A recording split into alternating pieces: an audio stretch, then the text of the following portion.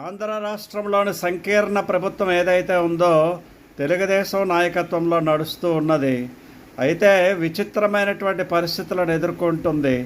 ఎందుకంటే అది తెలుగుదేశం, జనసేన, బీజేపీ కలయిక.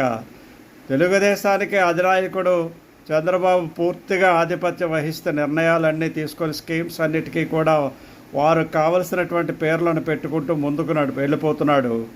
జనసేన నాయకుడు తనకు ఎక్స్పీరియన్స్ లేదు, ఓన్లీ చంద్రబాబుకే ఎక్స్పీరియన్స్ ఉంది, అడ్మినిస్ట్రేటివ్ హెడ్ ఆయనే అని చెప్పేసి పూర్తిగా ఆయన మీదే వదిలేసి ఈయన టూరింగ్లో ఉండి అందరినీ కలవడం చేస్తున్నాడు.